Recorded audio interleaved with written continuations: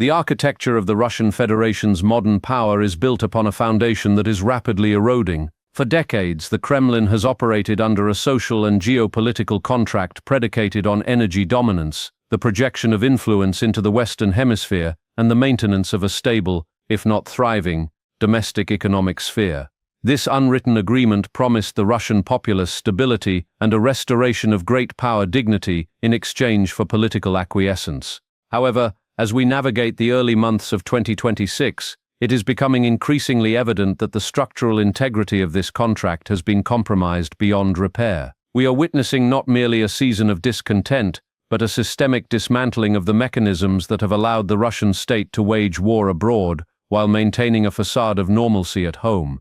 The convergence of three distinct crises, the physical and financial degradation of the hydrocarbon sector, the abrupt collapse of strategic alliances in Latin America, and a domestic real estate implosion, suggests that the Kremlin is entering a period of fragility unprecedented in its post-Soviet history, potentially mirroring the chaotic disintegration of the early 1990s, but without the hope of Western aid. To understand the gravity of the current situation, one must first look to the lifeblood of the Russian economy, the hydrocarbon sector. For years, oil and gas have not merely been commodities for export, they have been the primary geopolitical lever available to Moscow and the sole guarantor of the national budget.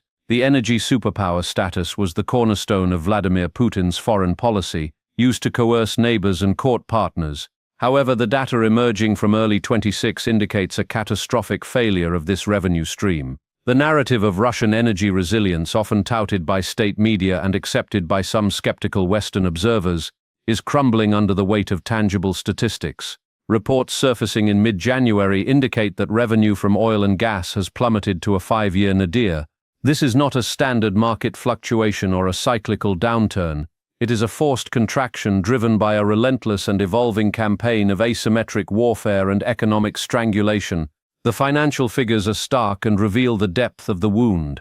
While the generation of over $100 billion in revenue might appear substantial in a vacuum, the year-over-year decline of nearly 25% represents a fiscal disaster for a nation operating a war economy. The Kremlin relies on these tax receipts to fund its military-industrial complex, pay exorbitant soldiers' wages to attract volunteers, and subsidize a population increasingly burdened by inflation. When a quarter of that revenue evaporates, the choices available to the state become exponentially more difficult. This revenue collapse is being exacerbated by a depression in global fuel prices, creating a pincer movement on the Russian budget. The volume of exports is threatened, and the value of what remains is diminishing. The state is forced to burn through its remaining reserves at an accelerated rate, bringing the day zero of fiscal insolvency closer with every passing month. The primary architect of this decline is the evolution of Ukrainian strategy. Throughout the preceding years, the conflict was characterized by frontline stagnation and sporadic deep strikes. However, 2025 marked a paradigm shift in military doctrine. The disjointed, opportunistic attacks of the past have been replaced by a methodical, relentless campaign targeting the physical infrastructure of Russia's energy sector. The data suggests a concerted effort to deindustrialize the Russian refining capacity. In the first 11 months of 2025 alone, there were 140 separate strikes against refineries and energy depots. This averages out to nearly one strike every 2 days, a tempo that Russian air defenses, stretched thin by the demands of the front line and the sheer vastness of the territory they must protect, have proven incapable of sustaining. The significance of these strikes lies not just in the immediate destruction of storage tanks or distillation towers, but in the cumulative stress placed on the entire system. A refinery is a complex organism.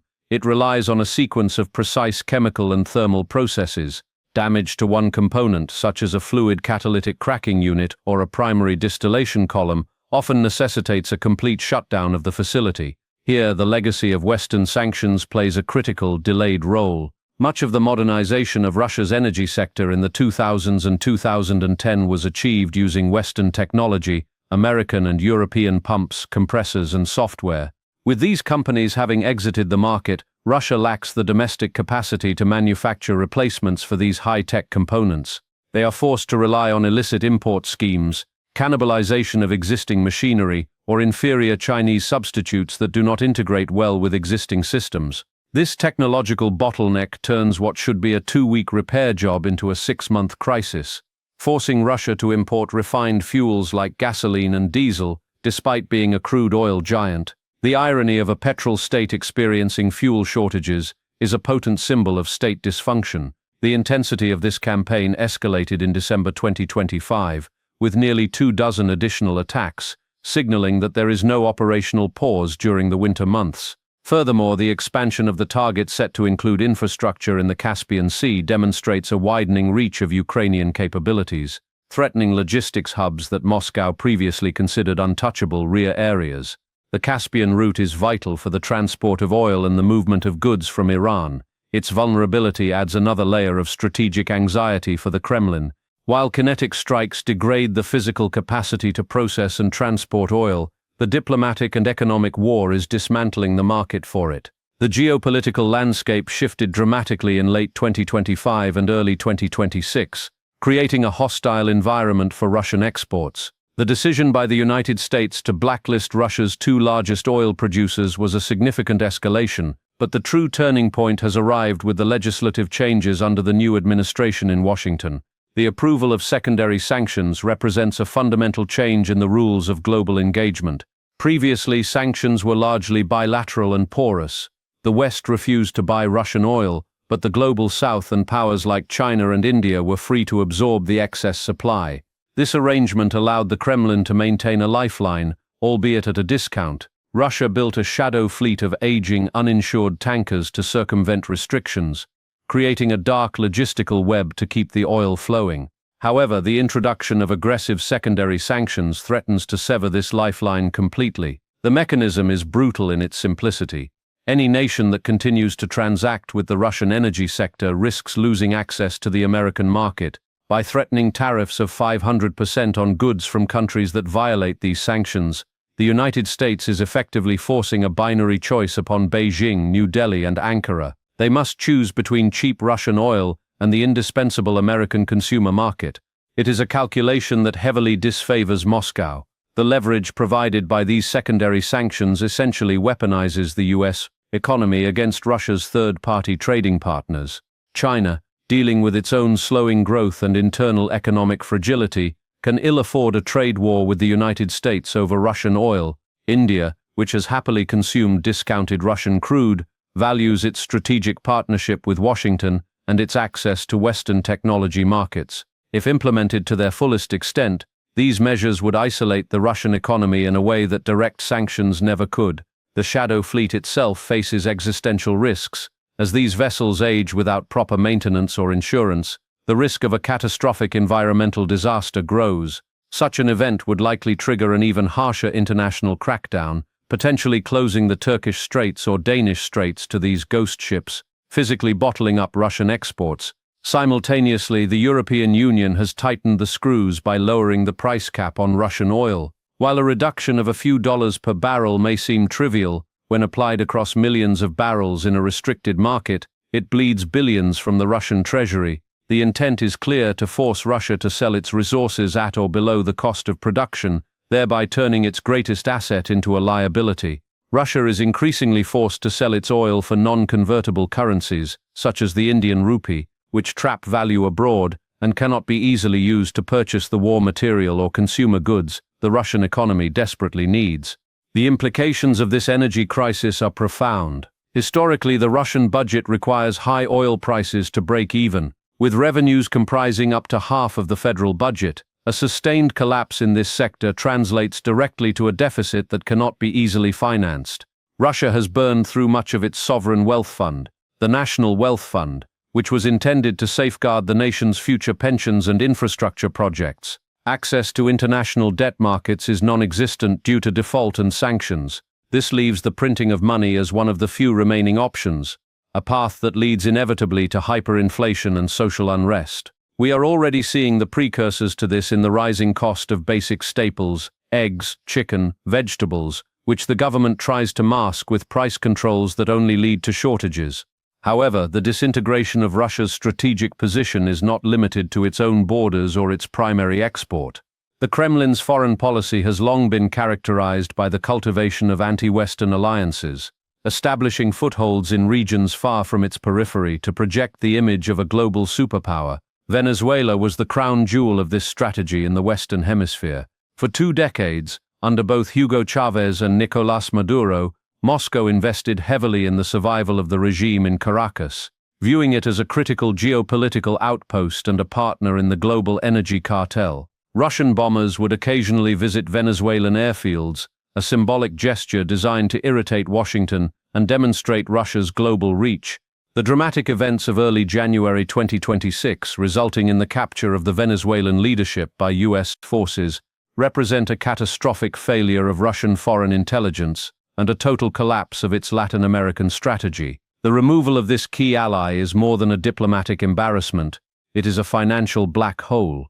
Russia poured billions of dollars into the Venezuelan economy, primarily through loans for military hardware and joint ventures in the energy sector. Rosneft, the Russian state oil giant, acted as a primary lifeline for PDVSA, the Venezuelan state oil company, prepaying for oil deliveries to keep the Maduro regime afloat when other creditors had fled. These were not merely economic investments, they were political bets placed on the durability of an authoritarian regime.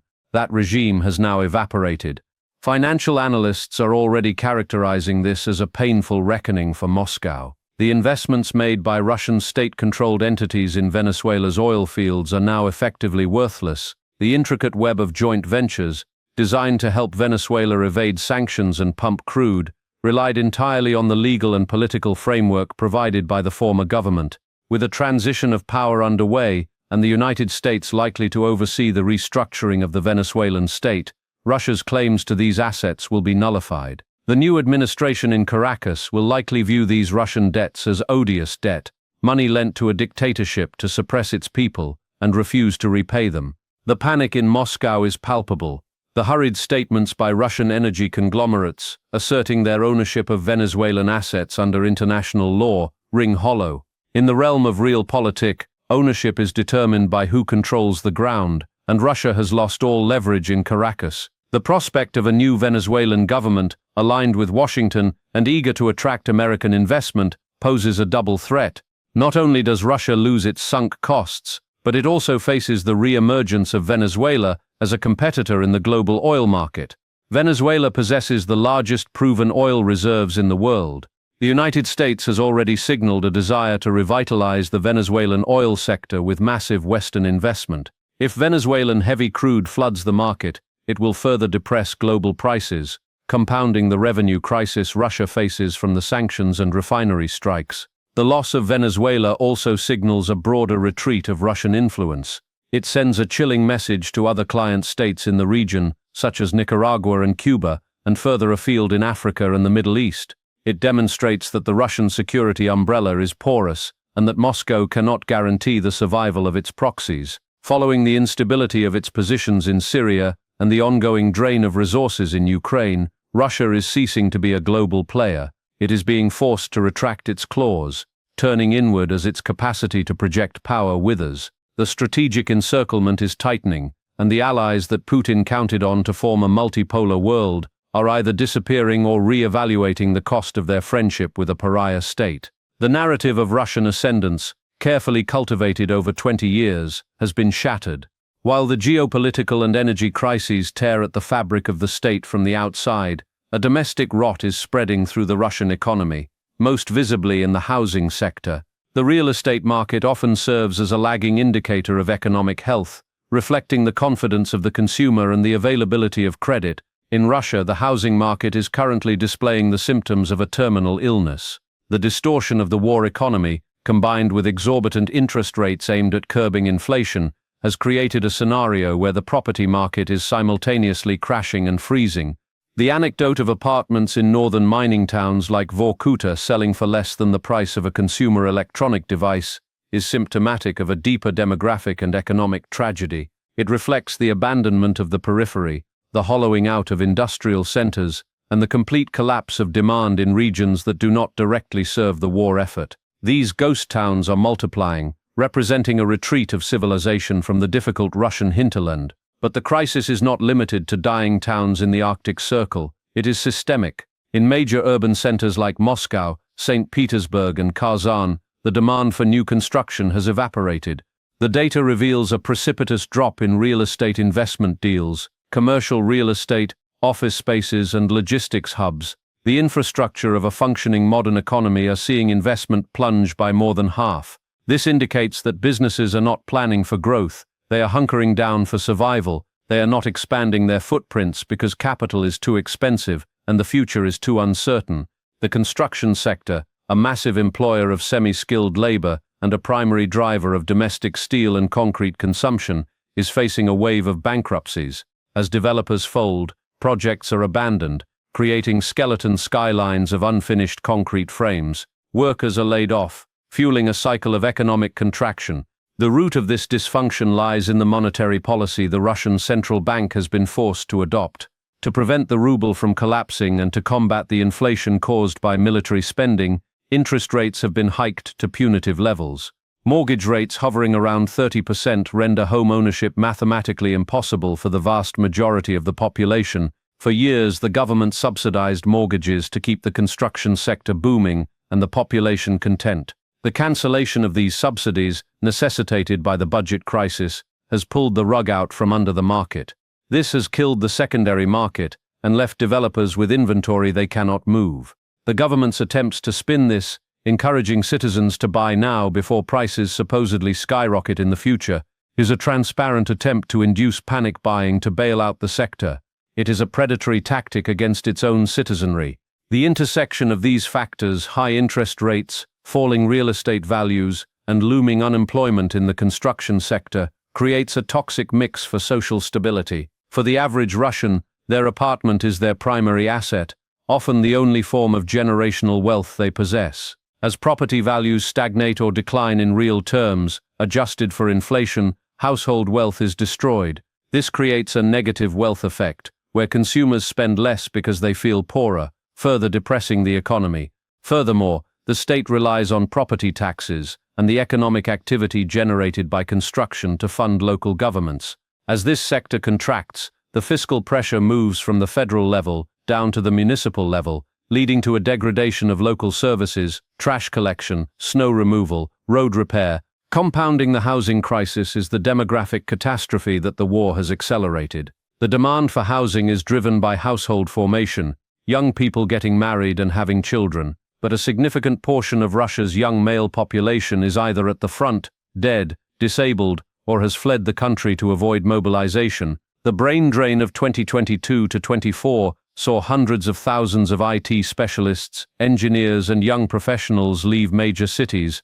These were the prime demographic for buying new apartments. Their absence leaves a void in the market that cannot be filled. The Russian population is shrinking and aging rapidly, and a shrinking population does not need an expanding housing stock. We are seeing the emergence of a negative feedback loop in the Russian economy. The war requires massive spending, which drives inflation. Fighting inflation requires high interest rates, which kill the private sector and the housing market. Meanwhile, the revenue needed to sustain the war spending is drying up due to the collapse of the oil and gas sector.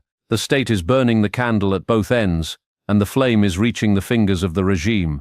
The banking sector sits precariously atop this pile of bad debt. If developers default en masse, and if homeowners cannot pay their floating-rate mortgages, the Russian banking system could face a liquidity crisis reminiscent of 1998 or 2008, forcing the state to print even more money to bail them out, further fueling the inflationary spiral. The convergence of these three timelines, the degradation of the energy revenue stream, the geopolitical defeat in Venezuela, and the domestic housing recession, paints a grim picture for the future of the Russian Federation. This is not a temporary dip, it is a structural realignment of Russia's place in the world. The country is being forcibly transitioned from a global energy superpower with a sphere of influence into a regional pariah state with a shrinking, cannibalized economy. The dream of a sovereign economy independent of the West has turned into a nightmare of technological regression and dependence on China. Indeed, the relationship with Beijing is shifting from partnership to vassalage. As Russia loses its European energy market and its Latin American footholds, it has nowhere else to turn but east. However, China is a ruthless negotiator.